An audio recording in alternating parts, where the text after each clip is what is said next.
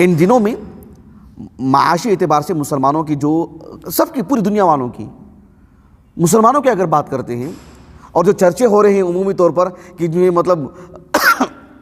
مدارس کے اساتذہ کی، مسجد کے ائمہ کی معاشی حالت بڑی خراب تھی، یہ اگر یہ بات میں سچائی ہے، واقعیت ہے، تو گویا کہ اللہ رب العالمین کی طرف سے گویا کہ آزمائش میں زیادتی ہے، اس لیے کہ جو اللہ کے قریب ہوتے ہیں، جن کا ایمان ٹھوس ہوتا ہے، اللہ رب العالمین انہیں زیادہ آزماتے ہیں، سخت انداز میں آزماتے ہیں۔ بھوک سے متعلق آزمائش کے اگر ہم عہد نبوی میں مثالیں دیکھیں گے، اتنی مثالیں ملتی ہیں سبحان اللہ العظیم۔ میں صرف ایک واقعہ آپ کو سناتا ہوں،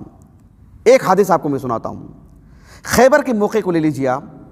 خیبر کا معرکہ کتنے دن کا تھا آپ اندازہ رکھیے، اور کتنا سخت ترین وہ حالت تھی اس کا بھی آپ اندازہ کیجیے۔ ایسا بھی نہیں کہ مکہ فتح ہو چکا ہے اور جو ہے بہت ساری آسانیاں جو جمع ہو گئی، ایسا بھی نہیں، حدیبیہ کے بعد کا موقع ہے۔ آپ علیہ الصلوۃ والسلام خیبر کو ایک بڑی تعداد میں صحابہ کو لے کے جاتے ہیں، عرصہ تک جو ہے لڑائی ہوتی ہے، کافی دنوں تک رہ کے ایک قلعہ کر کے فتح ہوتا ہے۔ جب مکمل طور پر فاتح ہوتے ہیں عبداللہ بن ابی اوفا، بلکہ صرف ایک ہی صحابی نہیں، خیبر میں شریک جتنے صحابہ تھے تقریباً صحابہ سے ایک بڑی تعداد جو خیبر میں شریک تھے، ان سب سے یہ بات ملتی ہے ہم کو۔ یہ جو عبداللہ بن ابی اوفا کا جو میں نے ابھی ذکر کیا ہے، میں نے یہ حدیث متفق علیہ ہے، صحیح بخاری کی کتاب الجہاد والسیر میں، دیگر مقامات پر بھی، اور صحیح مسلم میں بھی جو ہے کتاب الجہاد والسیر میں، کتاب الصید میں یہ حدیث ہے، صحیح مسلم کی کتاب الصید میں والذبائح، کتاب الصید والذبائح میں عبداللہ بن ابی اوفا رضی اللہ عنہ کہتے ہیں کہ اصابتنا مجاعۃ لیالی خیبر، خیبر سے جب مکمل طور پر وہ جو ہے مطلب کیا کہتے ہیں فارغ ہو گئے، خیبر فتح ہو گیا، تو ان دنوں میں کہتے ہیں کہ جو ہے بھوک کی ایسی شدت تھی، اب مکمل طور پر فارغ ہو چکے ہیں، اب صرف معاملہ ہے لوٹنے کا۔ اب ذرا غور کیجیے آپ، ایک تو تھکے ہوئے ہیں، ایک معرکے سے فارغ ہوئے ہیں، خوب بھوک لگی ہوئی ہے، اور کھانے پینے کے لیے ان کے پاس کوئی چیز نہیں ہے، تو پالتو جو گدھے تھے وہ ہاتھ لگے، اس کو ذبح کیا انہوں نے، اس کو ہانڈیوں پر چڑھایا انہوں نے۔ کیا یہ چھوٹی بات ہے کیا بتائیے؟ جو پالتو گدھے ہیں ان کو لینا، انہیں ذبح کرنا،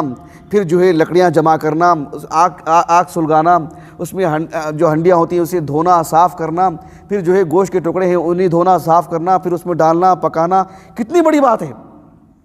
غلط القدور، یہ جو ہنڈیاں جو مطلب پکنے لگی اچھی طریقے سے،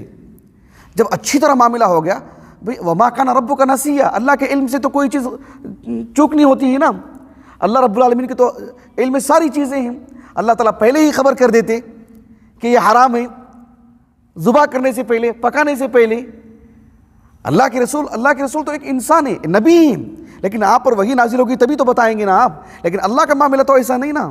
وما کان ربک نسیا۔ لیکن اللہ تعالیٰ نے کیسے آزمائے دیکھو، یہ سب ہونے کے بعد جب دھیرے دھیرے خبریں ملنے لگی اللہ کے رسول کو کہ جو ہے مطلب یہ سب پک رہا ہے، اللہ کے رسول نے تب جا کر کے کہا کہ اکفئوا القدور، اکفا کی جو یہاں جو معنی آتی ہیں یعنی جو ہانڈیاں ہیں اس الٹ دینا اس کو،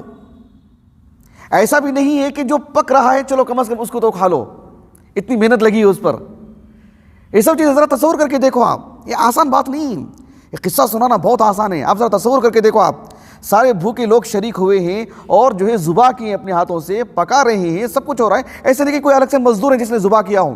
کوئی مزدور ہے جس کو پکا رہے ہیں، یہی لوگ، انہی لوگوں نے ذبح کیا ہے، انہی لوگوں نے کھال نکالی اس کی، انہی لوگوں نے ہنڈیاں چڑھائی ہیں، یہی لوگ پکا رہے ہیں، اور جب پک رہی تھی اچھی طرح سے تب جا کر کے اللہ کے رسول نے کہا کہ نہیں اس کو انڈیل دو، کہا کہ فلا تطعموا من الحمور شیئا، اس سے کچھ بھی نہیں کھانا آپ، یہ پالتو گدھے اس میں سے کچھ بھی نہیں کھانا آپ۔